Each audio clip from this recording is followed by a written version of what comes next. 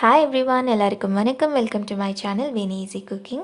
இன்றைக்கி நம்ம சேனலில் செய்ய போகிறது கேரளாவில் ஒரு ஃபேமஸான ரெசிபி கிண்ணத்தப்பம். இது வந்துட்டு யூஸ்வலாக முட்டை போட்டு செய்வாங்க. பட் நம்ம இன்றைக்கி முட்டை இல்லாமல் வீட்டில் எப்படி செய்கிறதுன்னு பார்க்கலாம். கண்டிப்பாக வீட்டில் ட்ரை பண்ணுங்கள். இந்த ரெசிபிக்கு ஃபஸ்ட்டு நம்ம சர்க்கரை வந்துட்டு பவுடர் பண்ணி எடுத்துக்கணும். அதுக்கு நான் ஒரு 1/4 கப் அளவுக்கு சுகர் வந்துட்டு ஜாரில் ஆட் பண்ணுறேன். அது கூடவே 2 ஏலக்காய், ஃப்ளேவர் நல்லா இருக்கும் அதனால். இப்போ இதை நம்ம ஃபைன் பவுடராக அரைச்சிக்கலாம். பாருங்கள், சுகர் வந்துட்டு இந்த அளவுக்கு பவுடர் மாதிரி அரைச்சி எடுத்துக்கோங்க. இப்போ இதை சைடில் எடுத்து வச்சுட்டு இன்னொரு ஜாரில் நம்ம 1 கப் அளவுக்கு கிரேட்டட் கோகோனட் ஆட் பண்ணிக்கலாம். தேங்காய் சேர்த்ததுக்கப்புறமா இது கூட ஒரு 1/2 கப் அளவுக்கு தண்ணி ஆட் பண்ணிக்கலாம். இது ரெண்டையும் இப்போ நம்ம நல்லா ஃபைனாக அரைச்சி எடுத்துக்கணும்.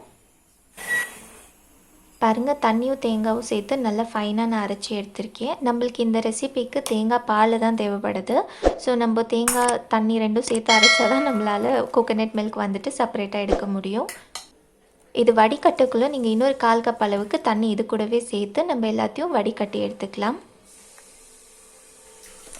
பாருங்கள், கோகோனட் மில்க் வந்துட்டு ரெடி ஆயிடுச்சு. இது இப்போ நம்ம சைடில் எடுத்து வச்சிடலாம். நான் கிண்ணத்தப்பம் செய்கிறதுக்காக ஆல்ரெடி 1 ஹவருக்கு முன்னாடியே 1 கப் அளவுக்கு அரிசி நான் ஊற வச்சுருக்கேன். இது வந்துட்டு வடிகட்டி நம்ம ஒரு ஜாரில் சேர்த்துக்கலாம். அரிசி எல்லாமே நம்ம ஜாரில் சேர்த்தாச்சு. இப்போ நம்ம ப்ரிப்பேர் பண்ணோம் இல்லையா, அந்த கோகோனட் மில்கில் பாதி வந்துட்டு இது கூட சேர்த்துக்கலாம். இப்போ இது ரெண்டையும் சேர்த்து நல்ல ஸ்மூத்தான பேஸ்ட் ஆகிற அளவுக்கு அரைச்சிக்கணும். பாருங்கள், இந்த அளவுக்கு நல்லா ஸ்மூத்தாக அரைச்சி எடுத்துக்கோங்க. இப்போ இதை நம்ம ஒரு மிக்சிங் பவுலில் சேர்த்துடலாம். மிக்சிங் பவுலில் சேர்த்ததுக்கப்புறமா நம்ம ஆல்ரெடி பவுடர் பண்ணோம் இல்லையா, அந்த சர்க்கரை பவுடர் இதுலேயே சேர்த்துட்டு இது கூட கொஞ்சமாக உப்பு சேர்த்துக்கோங்க. அப்போ தான் ஸ்வீட்னஸ் வந்துட்டு நல்லா எடுத்து கொடுக்கும். அண்ட் இதுக்கு மேலே நம்ம மிச்சம் ஆச்சு இல்லையா, அந்த கோகோனட் மில்க் எல்லாத்தையும் சேர்த்துடலாம். எல்லாத்தையும் சேர்த்துட்டு இதை கட்டி இல்லாத மாதிரி நம்ம நல்லா மிக்ஸ் பண்ணி எடுத்துக்கணும். இது மிக்ஸ் பண்ணுறதுக்குள்ளே நீங்கள் சேனல் ஃபர்ஸ்ட் டைம் பார்க்குற மாதிரி இருந்தால் please subscribe to my channel because it means a lot to me. பாருங்கள், இந்த பேட்டர் வந்துட்டு ரெடி ஆயிடுச்சு. இது கட்டி இல்லாமல் இருக்கணும். அதனால் நம்ம இதை இன்னொரு வாட்டி வடிகட்டி எடுத்துக்கலாம். இது கட்டி இல்லாமல் இருந்தால் மட்டும்தான் அந்த கிண்ணத்தப்பமோட டெக்ஸ்சர் வந்துட்டு நல்ல பவுன்சியாக வரும். பாருங்கள், நல்லா வடிகட்டியாச்சு. இந்த பேட்டர் ரெடி. இப்போ நம்ம ஸ்டீமரில் ஒரு ஸ்டீல் பிளேட் வச்சுட்டு ஃபுல்லாக நம்ம கீ வந்துட்டு நல்லா அப்ளை பண்ணிக்கலாம். எண்ணெய் கூட போடலாம், பட் ஆனால் கீ போட்டிங்கன்னா டேஸ்ட் வந்துட்டு நல்லாயிருக்கும். நான் இப்போ இதில் 2 கப் அளவுக்கு இந்த பேட்டர் ஆட் பண்ணுறேன்.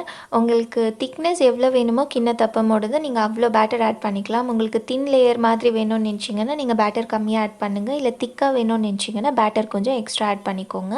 இப்போ இது மேலே கொஞ்சமாக நான் ஜீரா ஆட் பண்ணுறேன். அண்ட் அது கூடவே கொஞ்சமாக செசமி சீட்ஸ், ரெண்டுமே எக்ஸ்ட்ரா டேஸ்ட் அண்ட் ஃப்ளேவருக்காக. இப்போ நம்ம இதை மூடி போட்டு ஒரு 10 to 12 மினிட்ஸ் நல்லா வேக வச்சோன்னா கிண்ணத்தப்பம் ரெடி. இது 10 to 12 மினிட்ஸ் நல்லா நான் ஸ்டீம் பண்ணியிருக்கேன். ஓப்பன் பண்ணி பார்த்தா உங்களுக்கே தெரியும் நல்லா வெந்திருக்கு. இது ஒரு 5 நிமிஷம் ஆறுனதுக்கப்புறமா நீங்கள் கட் பண்ணி சர்வ் பண்ணலாம். பாருங்கள், எவ்வளோ பவுன்சியாக இருக்குது. அதே டைமில் டேஸ்ட் கூட ரொம்ப ரொம்ப நல்லா இருக்கும். கண்டிப்பாக வீட்டில் ட்ரை பண்ணுங்கள். ட்ரை பண்ணிவிட்டு உங்கள் ஃபீட்பேக்கை காமெண்ட்டில் சொல்லுங்கள். வேறு ஒரு ரெசிபியோட பார்க்கலாம். until then take care.